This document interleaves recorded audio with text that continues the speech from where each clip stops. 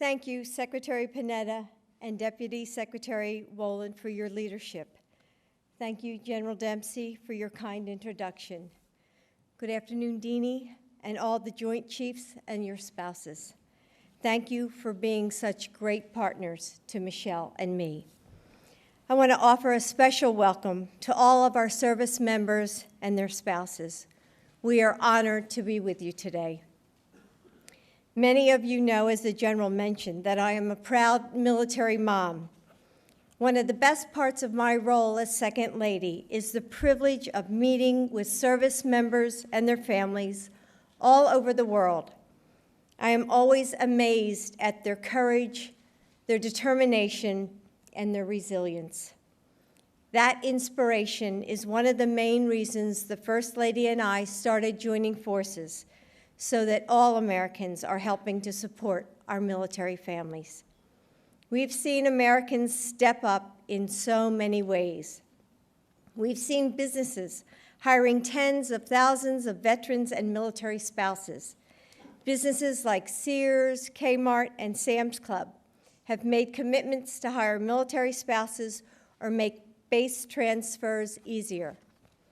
Medical schools have committed to educate their students about post-traumatic stress and traumatic brain injuries and conduct new research on these conditions. Schools, community organizations, and Americans of every age and background have sent care packages, donated child care, and created community celebrations for the military families in their neighborhoods. And Americans are stepping up because they know how much our military spouses and families have done for our country. People like Ann Wells. Ann's husband, Robert, is career combat engineer and command service sergeant major. After 10 years of marriage, Ann went back to school for her nursing degree. As a teacher, I have had the privilege of teaching countless women like Ann, women who fight hard for a good education. But like so many military spouses, Ann moved frequently with her husband, and that often meant a new license was required to pursue her nursing career in Hawaii, in Tennessee, in Texas, and in Missouri. That's why our efforts here today are so important. They are another way we can show our support for those who serve this country. Please join me in welcoming Ann.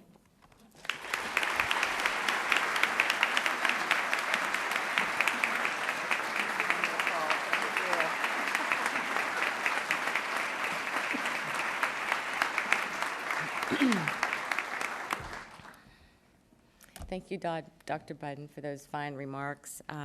And to all the leaders of government, our First Lady, Secretary Panetta, General Dempsey, thank you for your leadership and your guidance today. And I just want to thank all of you for making military spouses and our professions a priority today. As an Army spouse for 32 years, I am enormously proud of what my husband does. And I'm proud to step up and serve this country in my own way as well. But being a military spouse brings with it some extra challenges, and as a registered nurse, I know that firsthand. I take my profession as a nurse just as seriously as Robert does the military. My family has moved 10 times throughout my husband's career. I have long since lost track of the number of months that I've spent waiting around for licensing paperwork to catch up so that I could continue my own career. One move happened 30 days after a deployment. We had to start moving during the Christmas holidays. Moving the family, finding a new home, a new school for the kids. You have to make new friends. All this puts a lot of stress on the families. And you know, I can't even start looking for any type of work until I have an address so I can start sending off for my license. There's also the extra cost of applying for the new license, which differs from state to state. You had the time waiting for an official college transcript. You have to submit another set of fingerprints to file in the state. You need to figure out what forms have to be filled out, signed, and notarized. One time, the whole process was so difficult to sort through, and Robert was going through some tough times after deployment, that I finally gave up and decided I just didn't need to get my license in this state. And many of my friends that I've talked to have similar stories as mine. The issue of occupational license portability is one of the very top concerns we have as military spouses. In serving this country, we move a lot. It's just what we do. And for those of us in one of the dozens of professions in this country that require state licensures, these moves can be particularly tough. Moving just in and of itself is tough. Now add the financial pressure of finding a new job and in a new location. We are not looking for a handout, and none of us for a second wants to change a professional standard. We're simply looking to be able to provide for our families and continue the careers that we love.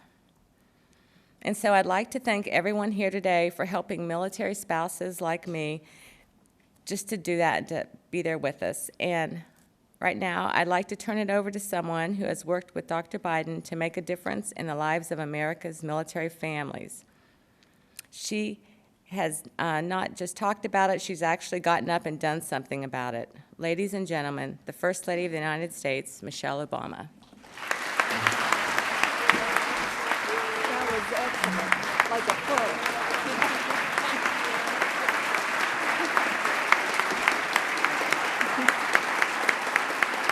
Thank you so much. Thank you, everyone. Thank you all so much. Someone can give an order to be seated. There are plenty of people here who can do that, correct? But thank you for that wonderful welcome. And thank you, Anne. Thank you for the kind introduction and for all that you and your family have done for our country. I also want to thank Secretary Panetta for hosting us here at the Pentagon. And of course, I have to thank Jill, who has been such a wonderful friend and such a terrific partner in joining forces. I also want to join in recognizing General Dempsey and his wife, Jeannie. Deanie, why am I saying Jeannie? Hi, Deanie, how are you? Thank you. You've been amazing. You've helped us through. You've kept us on the straight and narrow, along with all of the other spouses of the Joint Chiefs. You all have been just amazing supports. And I also have to recognize the Joint Chiefs as well. Thank you all. You all have been so steadfast, just right there every step of the way. We are just proud of everything that you do for this country. And we also have Deputy Secretary Neil Wolin, who is here from the Department of Treasury, who has put so much time and effort into helping prepare this report. We wouldn't be here today without all that you have done, so thank you. Well done, job well done. Absolutely.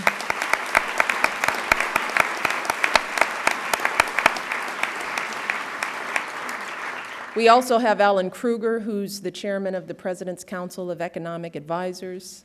Of course, the First Lady of Kentucky, Jane Bashir, who has been really doing some phenomenal work in her state and taking the lead and stepping up in ways big and small. We really are grateful to everything that you've done. We also have members of Congress here. We have state legislators. And we have representatives from many of our nation's veteran service organizations who are here with us. And we are all here today. We have all gathered to say this to America's military families. We are incredibly grateful for your service. We understand the unique challenges that you face, and we are going to do everything that we can to make sure that you can pursue your careers and provide for your families. Now, as Jill said, over the past few years, she and I have had the privilege of visiting with military spouses all across the country. And as Jill said, you all are some of the most courageous, resilient, and inspiring people that we have ever met. You all are the ones who keep your families together when your spouse is deployed. You're the parents who turn off the news at night for fear of what you might hear, who answer all those questions about why mom or dad has been gone for so long. You're the spouse who steps up to do the work of two parents, raising the kids, running the household, juggling all of the errands and chores all alone. But you are still the volunteer on the PTA. You still lead that food drive. You organize the neighborhood carpool. You're the families who, every few years, you pack up your entire lives and you move whenever and wherever your country calls. But no matter how much is on your plate, no matter what this country asks of you, you all just keep moving forward. You just keep serving your families, your communities, and your countries in ways that many of us cannot fathom. But when it comes to moving forward in your own careers, when it comes to getting a job and being able to provide for your families when you arrive at that new base or duty station, far too often you can't just keep moving because you run into a brick wall. It happens to military spouses again and again. You're asked to move to a new state. You want to get back to the job you love and the job you need to support your family. But you can't do any of that because your nursing license or your teaching credentials don't transfer when you move to a new state. It happens to nurses like Ann. It happens to school teachers, to child care providers, to accountants, real estate brokers, dental hygienists, lawyers too. That's supposed to be funny. No one likes lawyers. And so many other careers. We have learned that more than 1 of every 3 military spouses in the labor force have jobs that require some kind of professional license or certification. So this licensing issue affects more than 100,000 individuals. 100,000 individuals. And the vast majority of you are clearly ready to work when you get to your new state. You've already demonstrated your specialized skills. You've already gained years of professional experience. But too often, as Ann said, you're left waiting for paperwork to clear while your skills go unused and, more importantly, your family's bank accounts shrink. And this is something that Jill and I hear about on every single base and in every single military community that we visit. It is the #1 issue that military spouses tell us about. And we know that this is a challenge for these families because the one important thing that I have learned about military spouses is they never complain. They never, ever ask for anything. So on the rare occasion when our military spouses do speak up and ask for our help, then it's time for all of us to take action. And that's what today's report from the Departments of Defense and Treasury is all about. That's what we're doing. We're all taking action. We've heard your frustrations, and we're finding solutions. And that starts by first recognizing how these issues arise. Now, each state issues its own professional license and sets its own standards of professional competence. Take teachers, for example. To earn a teaching license, states ask for some combination of state and national test scores, supervised work experience, advanced coursework. But when you analyze requirements like these across several states, you begin to understand the challenges that arise for military spouses. In some states, for example, applicants are required to take an entry-level course in state history or other subjects before the licensing board will grant a license. So if you're a military spouse with years of teaching experience and you move across state lines, you could end up taking extra classes for weeks on end before you can even get a job. And that's just what happens in one profession. When you're talking about dozens of careers, the web of requirements and standards can get pretty thick. But before we go any further, let me be very clear. We're not asking any state to change their standards. I mean, these state rules are important. And states have every right to set benchmarks just like these. In doing so, they hold our professionals to a high bar, and they give us all peace of mind whenever we walk into a hospital or enroll our kids in school. But it's also clear that this system poses very unique challenges for our military families. And recently, a number of states have stepped forward to address this very problem. So let me just tell you about what just some of a few states are already doing. In Tennessee, they're granting temporary licenses in many professions, which will allow spouses to get a job first, then complete any remaining state licensing requirements. In Colorado, the director of their state licensing agency now has the power to waive cumbersome requirements for military spouses who clearly demonstrate their competence. And then in Arizona, they passed legislation to grant licenses in most professions to military spouses who have at least 1 year of experience. So that's 3 states with 3 different solutions. In each of them, military spouses with professional skills and experience don't have to wait before they get to work. If they need to complete any remaining requirements in their new state, they can do it as they earn a paycheck. And that's the general guideline that 8 other states have followed as they've created laws of their own. And we're pleased that 13 more states have legislation pending or waiting to be introduced. But that still leaves 26 states. That still leaves more than half the country that have yet to address this issue. And again, that's where this report comes in. We know that there is no one-size-fits-all solution here. Every state is different. So this report simply provides a roadmap of best practices that leaders across the country can use as a resource as they explore ways that their state can better support these military families. The report contains tips and ideas, not edicts and decrees. But the point is that there are solutions here. This is a solvable problem. So today, we are setting a national goal.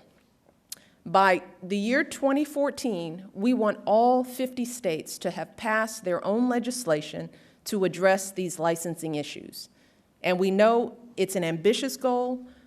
We know it won't be easy to achieve, but we also know that our nation's military families have waited long enough.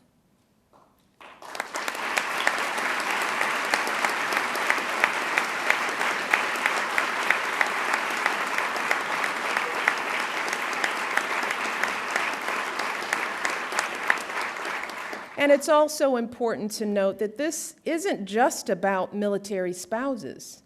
I mean, this issue affects our troops. It affects our military children, all of whom are relying on the income of these spouses. This affects our schools and our hospitals and our businesses that need those skilled employees. And all of that affects our entire economy, our unemployment rate, our productivity, our competitiveness all around the world. So it's time for us to come together as a country to find some solutions to this problem that has affected so many of our military families for so long. It is time for us to make sure that our military spouses, that their hard work and professional skills are recognized, no matter what state they move to.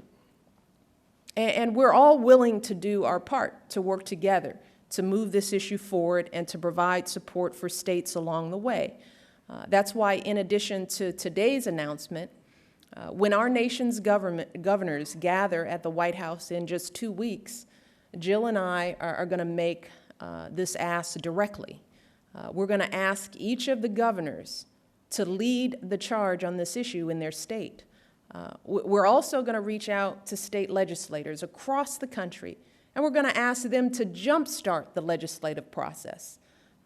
The state liaisons here at the Department of Defense will be working nonstop to help these state leaders craft and pass bills that fit their state's needs. In addition, we're going to be asking advocacy groups like the National Military Family Association to engage at a state level to build the kind of grassroots support that will help get this done. And we're going to urge more national professional organizations to follow the lead of the American Bar Association, which actively is encouraging its state affiliates to make licensing accommodations for military spouses. So we are ready to roll up our sleeves and do some heavy lifting on this issue. We are ready to make this happen. And if we can do this, if we can work together so that every state can find its own solution, we'll once again show all of you, our incredible military families, that America has your back. After all, that's exactly what you do for all of us every single day. That's what you do for us. No matter how much we ask of you, no matter what the personal cost, our military families always answer the call. They always do. And today, as we announce this new effort, I'm reminded of a group of military spouses that I met with a few years ago in Kentucky. One woman we were talking to, she choked up as she told me about some of the challenges that she and her family were facing. And I'll never forget what happened next. Another military spouse who was sitting there, she jumped right in and she said, and this is a quote, she said, "I don't know this woman. I didn't meet her before today, but when she leaves here, she will have my number and she will be able to call me anytime. She's got the support of this friend right here." See, and I tell that story because that's who military spouses are. That's exactly who they are. That's the life that so many of you here today lead. That is the commitment that you show every single day to your families, to our communities, and to our country. And I just want you all to know that you can call on us, and we will answer. We owe it to you and your families who have sacrificed so much. And so to all of the state leaders out there in this room and beyond, I want to thank you for everything that you've done so far, and I look forward to working with you all to finish this job. And to our troops and our military families, I cannot thank you enough for everything you do for this country. We are inspired by you. We are so proud of you, and we are working as hard as we can to serve you as well as you have served this country. Thank you all. God bless, and God bless the United States of America. Thanks so much.